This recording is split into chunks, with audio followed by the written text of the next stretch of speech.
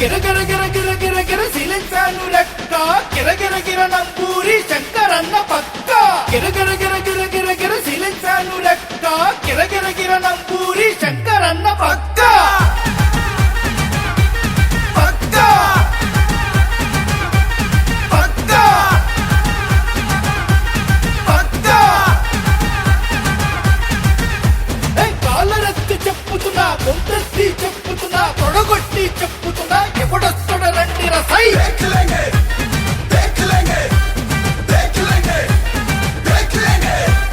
ఎత్తిన తల పిల్చను రో వైసీపీ జెండా విడవను రో శంకరనకు ఓటేస్తా ఎవడాప్తాడో చూస్తారా సై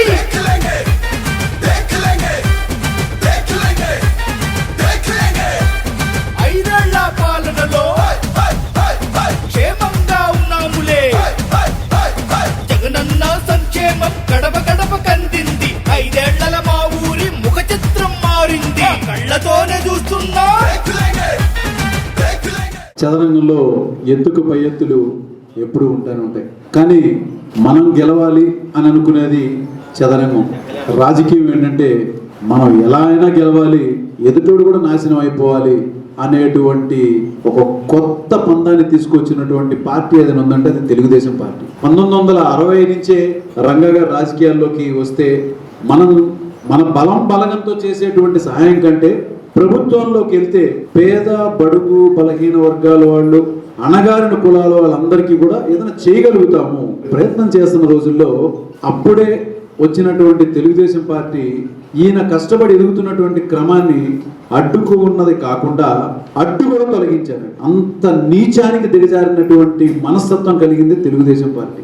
ఒకసారి నన్ను గెలిపించండి అని చెప్పని అడిగినటువంటి జగన్మోహన్ రెడ్డి గారు ఒక 120 దాకా వస్తాయి అనుకుంటే మనందరికీ తెలిసి ఆయనని 151 వచ్చేటట్టుగా గెలిపించాం. శంకర్రావు గారు లాంటి ఎమ్మెల్యేని మనం వదులుకున్నాము అంటే అక్కడ జగన్మోహన్ రెడ్డి గారిని మనం ఎంత వదులుకున్నట్టో ఇక్కడ శంకర్రావు గారిని కూడా మనం అంత వదులుకున్నట్టేనండి. ఇలాంటి ఒక నాయకుడిని మనం వదులుకోవడం అనేది ఎంతవరకు కరెక్ట్ అని చెప్పి నేను మిమ్మల్ని అడుగుతున్నాను. ఒక మంచి నాయకుడిగా మనకి నియోజకవర్గాన్ని బాగు చేసేటువంటి దిశగా తీసుకెళ్తున్నటువంటి శంకర్రావు గారిని మళ్ళీ మంచి మెజారిటీతో మీరందరూ గెలిపిస్తారని చెప్పని ఎంపీగా అనిల్ కుమార్ యాదవ్ గారు కూడా తప్పనిసరిగా ఆయన్ని కూడా మనం గెలిపించి కేంద్రంలో బలాన్ని మనం పెంచి చూపిస్తే మనకి రావాల్సినటువంటి నిధుల్ని డిమాండ్ చేసుకునేటువంటి అవకాశం ఉంటది. మంచి మెజారిటీతో మళ్ళా జగన్మోహన్ రెడ్డి గారిని సీఎం ని చేయాలి. అలానే మళ్ళా శంకర్రావు గారిని కూడా ఒక మంచి మెజారిటీతో జగన్మోహన్ రెడ్డి గారు ఆశ్చర్యపోయి నేను మొన్నే మినిస్ట్రీ ఇవ్వాలి ఈసారి ఇద్దామని చెప్పని స్థాయికి తీసుకెళ్లాలని చెప్పని మీ అందరినీ కోరుకుంటూ పవన్ కళ్యాణ్ తెలుగుదేశం పార్టీలో పొత్తు పెట్టుకోవటం, లేనిపోయిన పుకార్లు పెట్టడం, ఎప్పుడు కూడా ఈ నియోజకవర్గంలో కాపులు కాంగ్రెస్ పార్టీకే అండగా ఉన్నారు. ఎలాంటి పరిస్థితుల్లో కూడా బలమైన వర్గం కాపులు వర్గం కాంగ్రెస్ వర్గంలో ఉన్నారు. ఇప్పుడు కూడా అలాగే ఉన్నారు.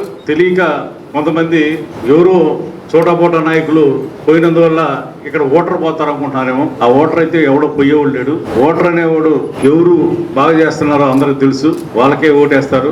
దాని గురించి మనం చెప్పాల్సిన అవసరం లేదు. ఎవరికి ఓటేస్తే మనం ఎంత దగ్గరగా ఉంటున్నామో, మనకు పనులు అవుతున్నాయో, ఏ గ్రామంలో అయినా సరే ఎవరి టైంలో ఎక్కువ పదవులు ఇచ్చారో కన్నా లక్ష్మణ్ గారు కూడా ఇది పదవులు ఇలా ఈ నియోజకవర్గంలో నాకు తెలుసు. ఎవరు లేరు కూడా, ఆయన కూడా నేను డేరుగా ఇస్తా, ఎవరికైనా ఇస్తా, నేను ఏదైనా చేయగలుగుతా, అంత దమ్ము నాకు ఉందని నేను అనుకుంటున్నా. మరి మంచి చేసే వాళ్ళకి ఓటేయండి, మీ పిల్లలకి చెప్పండి.